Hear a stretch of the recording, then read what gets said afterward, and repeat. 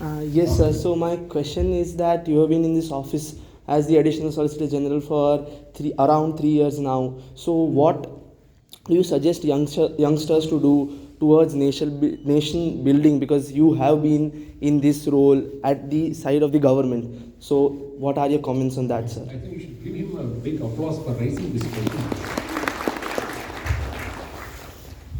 So proud of you, young man, for asking this question and providing me this opportunity to speak.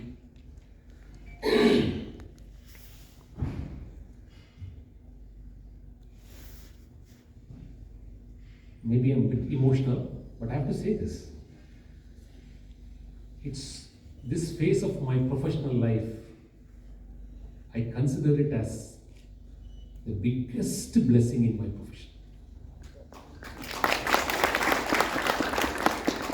When people dissuaded and discussed and advised me, don't go. You have a lucrative practice. You're giving up your earnings to go for serving the government.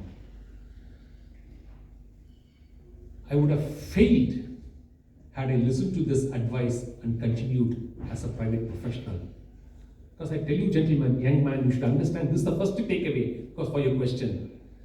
Serving the government, serving the nation is a blissful, fulfilling, happy time which cannot be matched with professional fees. That's a place of pride for you. Amongst the crores and crores of citizens, God and the government chooses you to serve the nation. That should be the first spirit when you take such assignments in life. So there are several professionals who sacrifice big practice and become judges for long years. After all, we are doing it only for 3-4 years in our lifetime. So, this is the first takeaway. Don't be dissuaded about your earnings. They are just no match to the kind of work and contribution you can do to the nation. First takeaway. Now the second takeaway, this is even more important as an youngster for you to understand. I've been working with councils and possibly world's largest and biggest law firms across continents and across the world in international arbitration. What surprises all of them without exception, is our attitude to our nation as a professional. We should be so proud to have been born in this Bharat.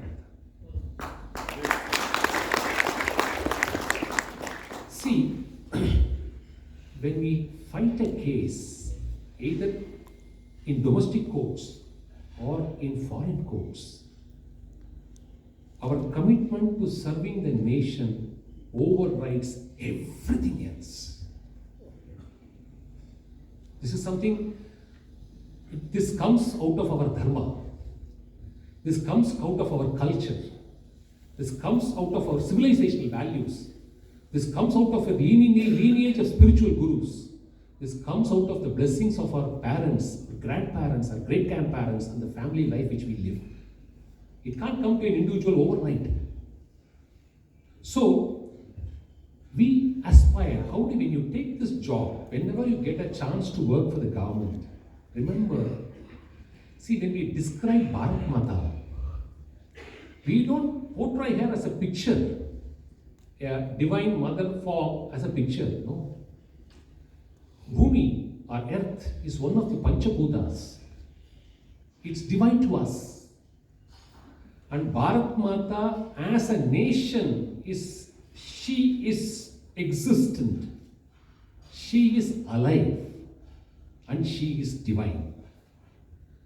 So, what you cannot do to your mother,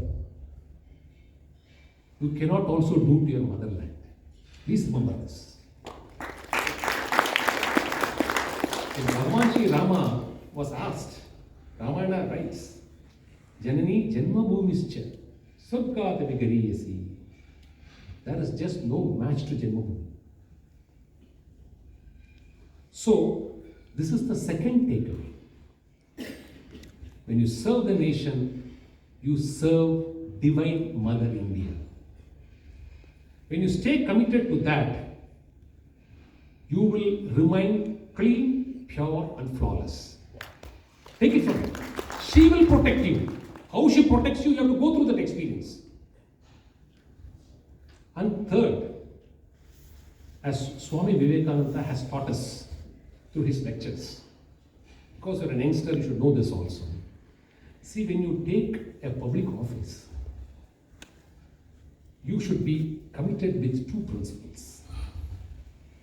Principle number one, you are merely a tool in the hands of the government and God. Because government is a huge institution. You are an individual. This you should ingrain it well in your mind. So you are merely a tool and you need divine blessings. And the second important aspect is you should remain selfless.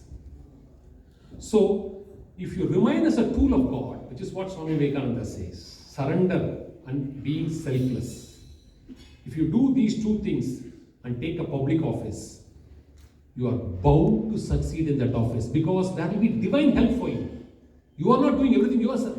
There is no ego in it. There is only a sense of contribution. There is only a sense of commitment and passion to work. And the fourth takeaway, as a young mind, you should know. Look here. Serving government, when you are in public office, you will be embedded with some powers and discretion. Never use it in your life. Because that is very, very important for a professional, especially for a professional. We are not politicians, we are professionals. So, it is a one-sided, you should always remember, working with government is one-sided. This is how it works. When they come to you, they will show you utmost respect to your advice. But if you go and start working and say you want this, you want that, then it will be on equal terms, it will be on political terms. So stay always as a professional. And when you stay in your place and they come for your advice, they regard you the best. And they will follow your advice. And two, this is always a one-way traffic. It is all a doctrine of pleasure. Any day they can ask you to go. Never cling or have an attachment to the office you hold, because any day if they come and say, from tomorrow your service is not required, thank you so much, next minute you should be able to shake hands and walk out. You should not bundle or entangle yourself with any sort of an attachment to the office. These are the 4 things I have learned in this 2.5 years. And I thought this will help young minds.